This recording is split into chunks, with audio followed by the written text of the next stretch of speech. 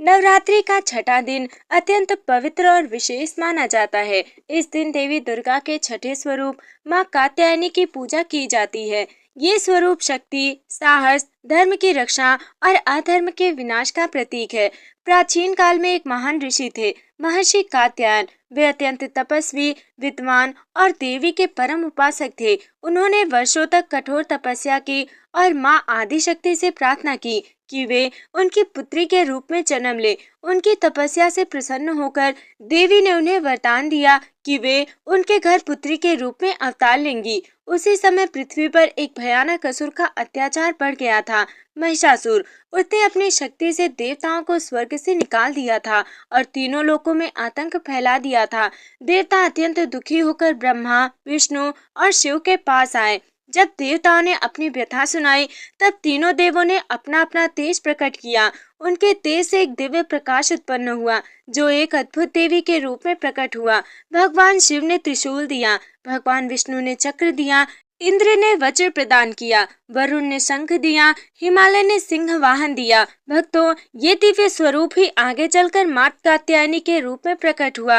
महर्षि कात्यायन के आश्रम में देवी ने जन्म लिया, इसलिए उनका नाम पड़ा कात्यायनी। मां कात्यायनी का स्वरूप अत्यंत तेजस्वी और दिव्य है। उनकी 4 भुजाएं हैं, एक हाथ में तलवार, एक हाथ में कमल, अन्य 2 हाथों से वरदान और अभय मुद्रा, सिंह पर विराजमान। उनका रंग स्वर्ण के समान चमकदार है और उनके चेहरे पर अद्भुत तेज होता है।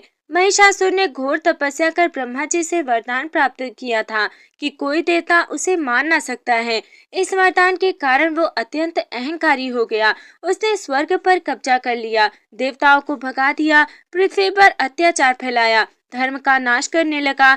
देवताओं ने हार मान ली और देवी की शरण में गए। मां कात्यायनी ने देवताओं को आश्वासन दिया कि धर्म की रक्षा के लिए मैं अवश्य महिषासुर का वध करूंगी। इसके बाद देवी ने युद्ध के लिए तैयारी की। उनके सिंह ने गर्जना की, जिससे पूरी पृथ्वी कांप उठी। देवी का ये रूप इतना भयानक और तेजस्वी था कि असुरों की सेना भयभीत हो गई। जब मां कात्यायनी ने युद्ध के लिए संकल्प लिया, तब उनके सिंह की गर्जना से तीनों लोकों में कंपन होने लगा। ये गर्जना मानो अधर्म के अंत की घोषणा थी। महिषासुर ने सैनिकों ने जब ये सुना तो वे भयभीत हो उठे और अपने राजा के पास दौड़े। महिषासुर ने क्रोधित होकर कहा, कौन है जो मेरे राज्य में मुझे ललकारने का साहस करता है? जब उसे पता चला कि एक देवी उसे युद्ध के लिए चुनौती दे रही है, तो वो अहंकार में हंस पड़ा। महिषासुर ने अपनी विशाल सेना को आदेश दिया, जाओ, उस स्त्री को बंदी बनाकर मेरे सामने लाओ। असंख्य असुरों की सेना देवी की ओर बढ़ी। आकाश धूल से भर गया, धरती कांपने लगी, लेकिन मां कात्यायनी शांत थी। उन्होंने अपने धनुष से बाण छोड़े, जो अग्नि के समान जलते हुए असुरों पर जा गिरे। देखते ही देखते असुरों की पहली पंक्ति तो नष्ट हो गई। अब युद्ध और भी भयानक हो गया। असुरों ने तलवार, गदा और भाले से आक्रमण किया। देवी ने त्रिशूल और चक्र से उनका संहार किया। सिंह ने भी कई असुरों को अपने पंजे से मार डाला। देवी के हर वार में दिव्य शक्ति थी। उनके चेहरे पर क्रोध और करुणा का अद्भुत संगम दिखाई देता था। असुर एक एक करके गिरते गए, लेकिन उनकी संख्या बहुत अधिक थी। जब उसकी सेना पराजित होने लगी, तब महिषासुर स्वयं युद्ध भूमि में आया। वो अत्यंत विशाल और भयानक था। उसने पहले भैंसे अर्थात महिष का रूप धारण किया। उसकी आंखें लाल अग्नि के समान थी। उसके खुरों से धरती फट रही थी। उसकी गर्जना से पर्वत हिल रहे थे। उसने देवी पर आक्रमण किया और अपने सिंहों से प्रहार करने लगा। महिषासुर मायावी था। वो बार बार अपना रूप बदलता, कभी भैंसा, कभी सिंह, कभी हाथी तो कभी मानव। लेकिन मां कात्यायनी उसकी हर चाल को समझ रही थी। उन्होंने अपने अस्त्रों से हर रूप का सामना किया। हाथी रूप में उसकी सूंड काट दी, सिंह रूप में उसे परास्त किया, मानव रूप में उसे घायल किया। अंत में महिषासुर फिर से भैंस के रूप में आ गया और अत्यंत क्रोधित होकर देवी पर टूट पड़ा। तभी मां कात्यायनी ने जोर से गर्जना की और अपने त्रिशूल से उसे घायल कर दिया। उन्होंने उसे दबाकर कहा, अधर्म का अंत निश्चित है। जैसे ही महिषासुर मानव रूप में आया, देवी ने अपनी तलवार से उसका वध कर दिया। महिषासुर के मरते ही आकाश से फूलों की वर्षा होने लगी। देवताओं ने जय मां कात्यायनी का जयघोष किया। चारों ओर आनंद और शांति फैल गई। देवताओं ने देवी की स्तुति की और उनका आभार व्यक्त किया। मां कात्यायनी को शक्ति, साहस और धर्म की अधिष्ठात्री देवी माना जाता है। उनका स्वरूप ये संदेश देता है कि अन्याय का अंत निश्चित है, सत्य और धर्म की सदैव विजय होती है। भक्तों की रक्षा मां स्वयं करती हैं। नवरात्रि का छठा दिन विशेष रूप से उन लोगों के लिए महत्वपूर्ण है जो जीवन में बाधाओं, भय या अन्याय का सामना कर रहे हैं। भक्तों, इस दिन मां कात्यायनी की पूजा विशेष श्रद्धा और विधि विधान से की जाती है। पूजन की प्रक्रिया कुछ इस प्रकार है। प्रातः स्नान कर स्वच्छ वस्त्र धारण करें, माँ की प्रतिमा या चित्र स्थापित करें, गंगा जल से शुद्धि करें, रोली, अक्षत, पुष्प अर्पित करें, दीपक और धूप जलाएं, माँ को शहद या मिठाई का भोग लगाएं, कात्यायनी मंत्र का जाप करें। ओम देवी कात्यायन्ये नमः। इस मंत्र का श्रद्धा से जाप करने से मनोकामनाएं पूर्ण होती है। नवरात्रि के छठे दिन व्रत रखने से विवाह में आ रही बाधाएं दूर होती हैं, भय और रोग समाप्त होते हैं, आत्मबल और साहस बढ़ता है, जीवन में सुख समृद्धि आती है। विशेष रूप से कुंवारी कन्याएं इस दिन व्रत रखती हैं। भक्तों, पुराणों में एक प्रसिद्ध कथा आती है। श्री कृष्ण के समय में वृंदावन की गोपियों ने मां कात्यायनी की पूजा की थी। वृंदावन में गोपियां प्रतिदिन यमुना नदी के किनारे जाकर स्नान करती और बालू से देवी की मूर्ति बनाकर उनकी पूजा करती थी। उनकी एक ही इच्छा थी, हमें भगवान श्री कृष्ण पति रूप में प्राप्त हों। उनकी भक्ति और समर्पण से प्रसन्न होकर मां कात्यायनी ने उनकी मनोकामना पूर्ण की। ये कथा हमें सिखाती है कि सच्ची श्रद्धा और भक्ति से कोई भी इच्छा पूरी हो सकती है। मां कात्यायनी केवल एक देवी नहीं, बल्कि हमारे अंदर की शक्ति का प्रतीक है। महिषासुर अर्थात अहंकार और बुराई, वही देवी आत्मबल और सत्य है। जब हम अपने भीतर की शक्ति को जागृत करते हैं, तब हम जीवन की हर बुराई पर विजय पा सकते हैं। भक्तों, नवरात्रि का छठा दिन हमें ये प्रेरणा देता है कि जीवन में कितनी भी कठिनाई आए, यदि हम सच्चे मार्ग पर हैं तो विजय हमारी निश्चित है। मां कात्यायनी की कृपा से हर भक्त के जीवन में सुख, शांति और समृद्धि आती है। हे प्रिय श्रोताओं, मां कात्यायनी की कृपा और उनके द्वारा अधर्म के विनाश की इस दिव्य कथा के पश्चात अब हम प्रवेश करते हैं एक और गहन, प्रेरणादायक और आध्यात्मिक कथा में, जो भक्ति, शक्ति और आत्मबल के गूढ़ रहस्यों को प्रकट करती है। कथा कुछ इस प्रकार है। बहुत समय पहले जब धरती पर धर्म और अधर्म के बीच संघर्ष निरंतर चल रहा था, तब उत्तर दिशा में हिमालय की गोद में एक छोटा सा राज्य स्थित था, शांतिपुर। ये राज्य प्रकृति की सुंदरता से भरा हुआ था। चारों ओर ऊंचे ऊंचे पर्वत, बहती हुई निर्मल नदियां, हरे भरे वन और सूखी प्रजा। इस राज्य के राजा थे धर्मवीर। राजा धर्मवीर एक न्यायप्रिय और दयालु शासक थे। वे सदैव सत्य के मार्ग पर चलते थे और अपनी प्रजा को अपने परिवार के समान मानते थे। उनके राज्य में कोई भूखा नहीं सोता था, कोई अन्याय नहीं होता था, सभी लोग सुख और शांति से रहते थे। लेकिन एक बात राजा को हमेशा चिंता में डालती थी, उनके राज्य की सुरक्षा। उन्हें महसूस होता था कि कहीं ना कहीं कोई अदृश्य शक्ति इस शांति को भंग करने की तैयारी कर रही है। एक रात जब पूरा राज्य गहरी नींद में था, तभी अचानक आकाश में काले बादल छा गए, बिजली चमकने लगी, तेज हवाएं चलने लगी और वातावरण में एक अजीब भय फैल गया। राजा धर्मवीर ने महल की बालकनी से आकाश की ओर देखा और मन ही मन बोले, ये कोई साधारण तूफान नहीं, ये किसी बड़े संकट का संकेत है। अगली सुबह महल के द्वार पर एक वृद्ध ऋषि आए। उनका तेज इतना प्रखर था कि उनके आसपास का वातावरण स्वयं शांत हो जाता था। राजा ने उनका आदर पूर्वक स्वागत किया और पूछा, हे महात्मा, कृपया बताइए कि ये अशुभ संकेत किस बात का है। ऋषि ने गंभीर स्वर में कहा, राजन, समय आ गया है जब तुम्हारे राज्य की परीक्षा होगी। एक प्राचीन अंधकार शक्ति पुनः जागृत हो रही है। ऋषि ने बताया कि वर्षों पहले एक अत्यंत शक्तिशाली असुर था कालनेमी। उसने तपस्या करके अपार शक्ति प्राप्त की थी, लेकिन अपने अहंकार में उसने संसार में अराजकता फैला दी। अंततः देवी शक्ति ने उसे परास्त कर दिया और उसकी शक्ति को एक गुप्त स्थान में बंद कर दिया गया। लेकिन अब वो शक्ति फिर से जागृत हो रही है। ऋषि बोले, यदि इस बार उस अंधकार को रोका नहीं गया तो पूरा संसार संकट में पड़ जाएगा। राजा धर्मवीर चिंतित हो गए। उन्होंने पूछा, इस संकट से मुक्ति का क्या उपाय है? ऋषि ने उत्तर दिया, इसका समाधान केवल बाहरी शक्ति से नहीं बल्कि आंतरिक जागरण और सच्ची भक्ति से संभव है। उसी राज्य में एक साधारण युवक रहता था। उसका नाम था आरव। वो एक गरीब परिवार से था, लेकिन उसका हृदय बहुत पवित्र था। वो प्रतिदिन देवी की पूजा करता था। उसे ये नहीं पता था कि उसका जीवन जल्द ही एक महान उद्देश्य से जुड़ने वाला है। एक दिन आरव जंगल में लकड़ी काटने गया था। अचानक उसे एक अजीब प्रकाश दिखाई दिया। जब वो उसके पास पहुंचा तो उसने देखा एक प्राचीन मंदिर जो वर्षों से बंद था और वहां से दिव्य ऊर्जा निकल रही थी। आरव के मन में एक अजीब खिंचाव हुआ। आरव धीरे धीरे उस प्राचीन मंदिर के पास पहुंचा। मंदिर पूरी तरह जर्जर था। दीवारों पर काई जमी हुई थी, पत्थर टूटे हुए थे, चारों ओर सन्नाटा छाया था। लेकिन उस सन्नाटे के बीच भी एक दिव्य ऊर्जा स्पष्ट महसूस हो रही थी। मंदिर का द्वार बंद था, पर जैसे ही आरव ने उसे छुआ, द्वार अपने आप खुल गया। जैसे ही आरव अंदर गया, पूरा मंदिर एक उज्जवल प्रकाश से भर गया। हवा सुगंधित हो गई, घंटियों की मधुर ध्वनि सुनाई देने लगी। वातावरण अत्यंत शांत और पवित्र हो गया। आरव आश्चर्यचकित था, पर उसे डर नहीं लग रहा था, बल्कि उसे एक अजीब सा अपनापन महसूस हो रहा था। मंदिर के गर्भगृह में एक भव्य देवी की प्रतिमा स्थापित थी। चार भुजाएं, तेजस्वी मुख, सिंह पर विराजमान। ये कोई साधारण मूर्ति नहीं थी, ये स्वयं आदि शक्ति का प्रतीक थी।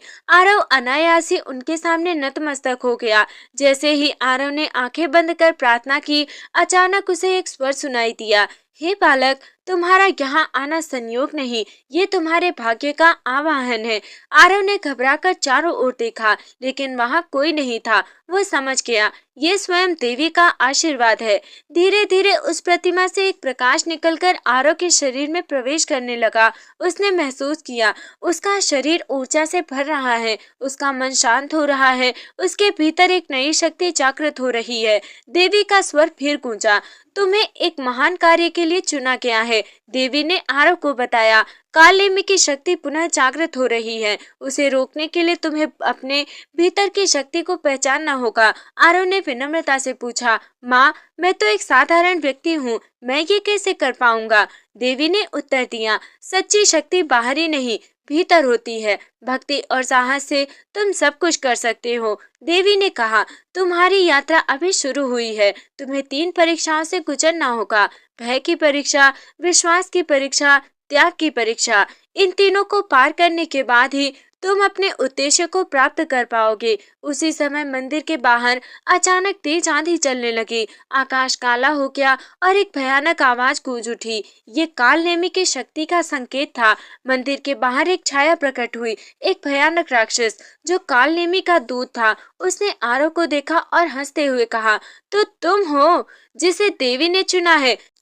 तुम जैसे कमजोर मानव मुझे चुनौती दोगे? आरव के मन में भय आया, लेकिन उसने देवी के शब्द याद किए। आरव ने आंखें बंद की और देवी का स्मरण किया, माँ, मुझे शक्ति दीजिए। तभी उसके भीतर एक तेज प्रकाश प्रकट हुआ। उसने साहस जुटाकर उस राक्षस का सामना किया। युद्ध शुरू हुआ। राक्षस ने आक्रमण किया। आरव ने अपनी नई शक्ति से उसे रोका। धीरे धीरे उसने अपने भय पर नियंत्रण पा लिया। अंततः एक प्रचंड प्रहार के साथ उसने उस दूत को परास्त कर दिया। राक्षस के नष्ट होते ही वातावरण फिर से शांत हो गया। मंदिर का प्रकाश और भी तेज हो गया। आरव समझ गया, ये केवल शुरुआत है। मंदिर के अंदर पुनः शांति स्थापित हो गई, लेकिन आरव जानता था कि उसकी परीक्षा अभी बाकी है। तभी देवी का स्वर गूंजा, हे बालक, अब तुम्हें अपनी पहली परीक्षा से गुजरना होगा, भय की परीक्षा। जैसे ही ये शब्द समाप्त हुए, मंदिर का प्रकाश धीरे धीरे मंद पड़ने लगा। चारों ओर अंधकार छा गया, ठंडी हवाएं चलने लगी और वातावरण भयावह हो गया। आरव ने इधर उधर देखा। अब वो मंदिर में नहीं था, वो स्वयं को एक घने और अंधकार में वन में खड़ा पाया। पेड़ों की शाखाएं अजीब आकृतियों जैसी लग रही थी। कहीं दूर से जानवरों की डरावनी आवाजें आ रही थी। जमीन पर धुंध फैली हुई थी। ये कोई साधारण वन नहीं था, ये आरव के मन का भय था जो रूप लेकर सामने आ गया था। अचानक उसे ऐसा लगा जैसे कोई उसका पीछा कर रहा है। वो पीछे मुड़ा, लेकिन वहाँ कोई नहीं था। फिर उसे अपने बचपन की आवाजें सुनाई देने लगी, तुम कमजोर हो, तुम कुछ नहीं कर सकते, तुम असफल हो जाओगी। ये आवाजें उसके अपने डर और असुरक्षाएं थीं। आरव घबरा गया, उसका दिल तेजी से धड़कने लगा। उसे लगा कि वो भाग जाए, लेकिन तभी उसे देवी के शब्द याद आए, सच्चा योद्धा भागता नहीं, अपने भय का सामना करता है। आरव ने गहरी सांस ली और स्वयं से कहा, मैं डरूंगा नहीं, मैं इसका सामना करूंगा। तभी उसके सामने एक विशाल काला सर्प प्रकट हुआ। उसकी आंखें लाल थी, उसका फन बहुत बड़ा था, उसकी फुफकार से वातावरण कांप रहा था। वो सर्प आरव के सबसे बड़े भय का प्रतीक था। सर्प ने आरव पर आक्रमण किया। आरव पीछे हट गया, लेकिन इस बार उसने भागने की बजाय अपने स्थान पर खड़े रहने का निर्णय लिया। उसने आंखें बंद की और मन ही मन कहा, माँ, मुझे शक्ति दीजिए। जैसे ही उसने देवी का स्मरण किया, उसके भीतर एक प्रकाश जागृत हुआ। उसका भय धीरे धीरे समाप्त होने लगा। उसका मन स्थिर और दृढ़ हो गया। अब वो सर्प को देख रहा था, लेकिन डर के साथ नहीं, बल्कि साहस के साथ। आरव ने सर्प की आंखों में देखा और दृढ़ स्वर में कहा, तू केवल मेरा भय है, मेरा वास्तविक शत्रु नहीं। जैसे ही उसने ये स्वीकार किया, सर्प धीरे धीरे धुंध में बदलने लगा और अंततः पूरी तरह गायब हो गया। वन का अंधकार समाप्त हो गया और चारों ओर प्रकाश फैल गया। देवी का स्वर पुनः गूंजा, तुमने अपनी पहली परीक्षा पार कर ली है, तुमने अपने भय को जीत लिया है। आरव ने महसूस किया, सच्ची शक्ति बाहरी नहीं होती, सबसे बड़ा शत्रु हमारा अपना भय होता है, और जब हम उसे पहचान लेते हैं तो वो समाप्त हो जाता है। अब वो पहले से अधिक आत्मविश्वासी और मजबूत हो गया था। देवी ने कहा, अब तुम्हें दूसरी परीक्षा के लिए तैयार होना होगा, विश्वास की परीक्षा। आरव ने दृढ़ संकल्प के साथ से झुकाया। उसे अब समझ आ गया था कि ये यात्रा केवल बाहरी युद्ध नहीं, बल्कि आंतरिक परिवर्तन की यात्रा है। देवी के शब्द समाप्त होते ही वातावरण फिर बदलने लगा। चारों ओर फैला प्रकाश धीरे धीरे धुंध में बदल गया। भूमि हिलने लगी और आरव को लगा जैसे वो किसी लोक में प्रवेश कर रहा हो। कुछ ही क्षणों में वो एक विशाल सुनसान मैदान में खड़ा था। यह स्थान विचित्र था, ना कोई पेड़, ना कोई पक्षी, ना कोई ध्वनि, केवल सन्नाटा और एक अजीब खालीपन। आरव ने इधर उधर देखा और पुकारा, कोई है यहाँ? लेकिन उसकी आवाज उसी के पास लौट आई। अचानक उसके सामने दृश्य बदलने लगे। उसे अपना घर दिखाई दिया, उसके माता पिता, उसका बचपन। फिर अचानक वो दृश्य बदल गया। उसका घर चल रहा था, उसके प्रियजन संकट में थे, वे उसे पुकार रहे थे, आरव, हमें बचाओ। ये देखकर आरव का हृदय कांप उठा।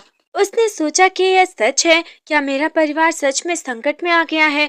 वो दौड़ने लगा, लेकिन अचानक उसे कुछ याद आया। देवी ने कहा था, विश्वास की परीक्षा में तुम्हें सत्य और भ्रम के बीच अंतर करना होगा। आरव रुक गया। उसने गहरी सांस ली और अपने मन से पूछा, क्या ये वास्तविक है या केवल माया? उसने आंखें बंद की और ध्यान केंद्रित किया।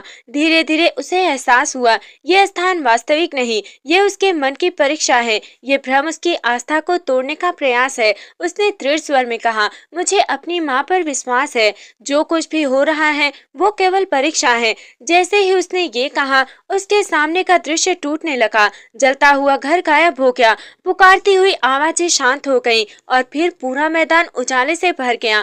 इस बार देवी स्वयं उसके सामने प्रकट हुई। उनके चेहरे पर करुणा और गर्व था, उनकी आंखों में अपार प्रेम था। उन्होंने कहा, हे बालक, तुमने विश्वास की परीक्षा भी पार कर ली है। देवी ने समझाया, विश्वास का अर्थ केवल अच्छे समय में आस्था रखना नहीं, बल्कि कठिन परिस्थितियों में भी सत्य पर अडिग रहना है।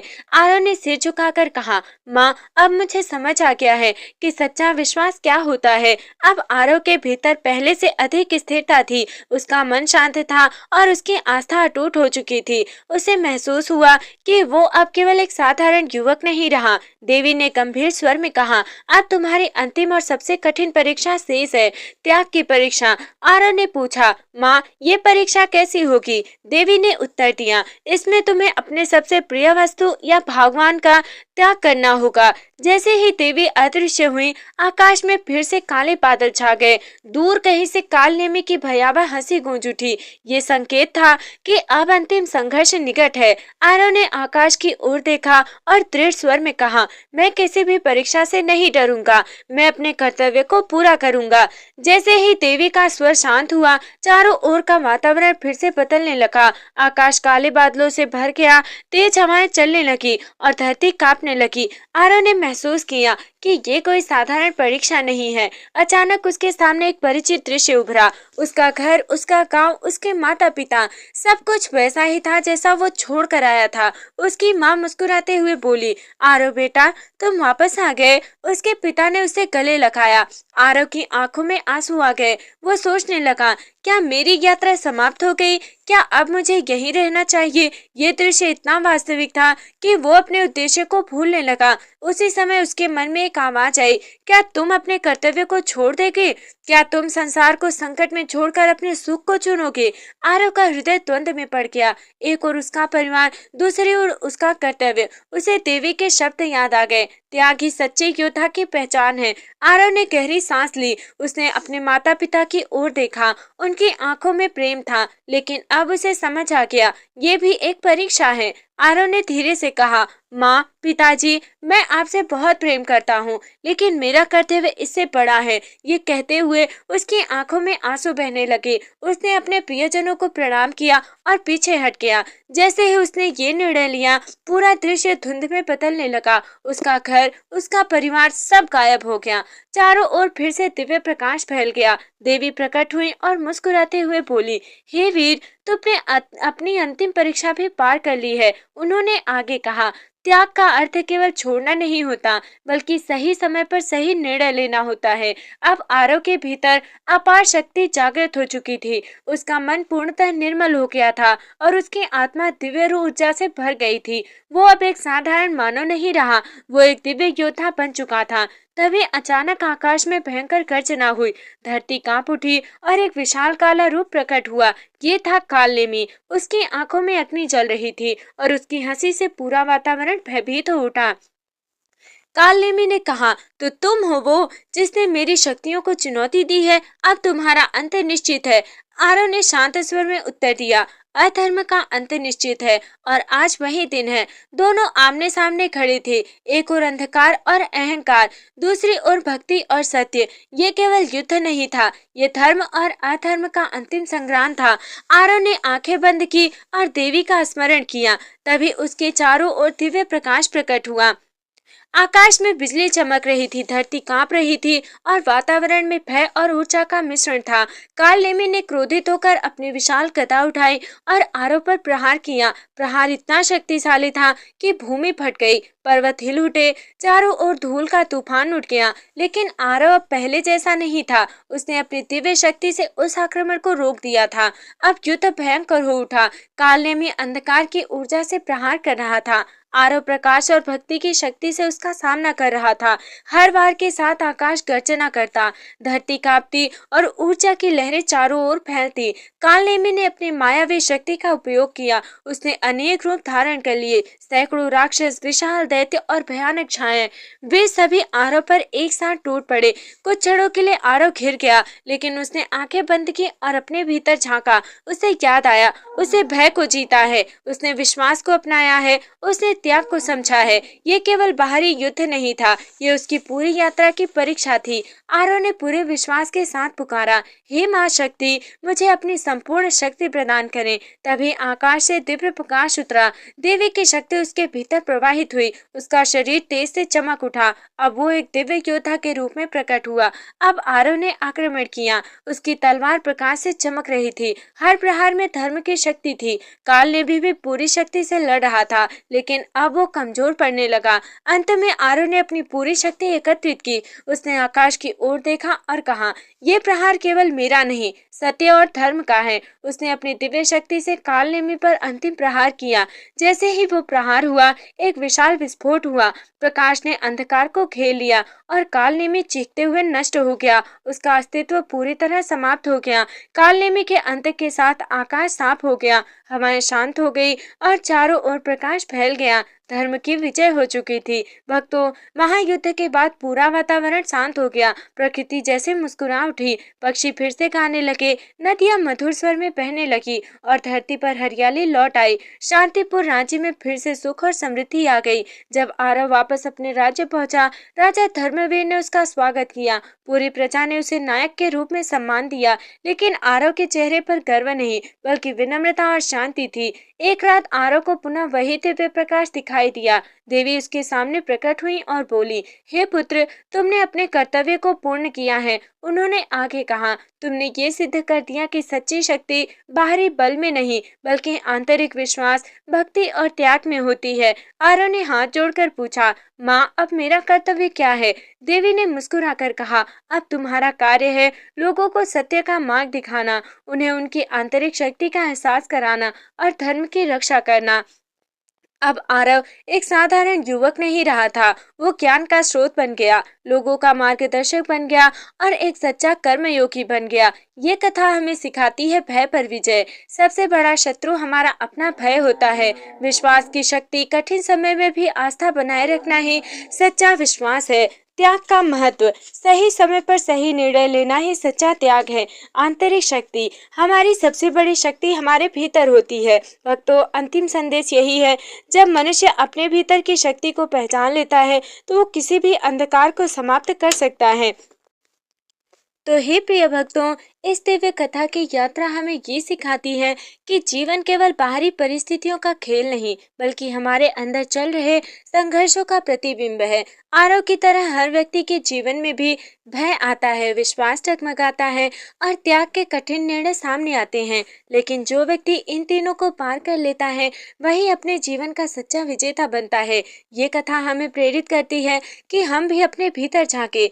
क्या हम अपने भय का सामना कर रहे हैं? क्या हमारा विश्वास परिस्थितियों से मजबूत है? क्या हम सही समय पर त्याग करने का साहस रखते हैं? भक्तों, सच्ची भक्ति, सच्ची शक्ति ना किसी अस्त्र में होती है, ना किसी बाहरी बल में, वो हमारे भीतर की आस्था, साहस और सत्य में होती है।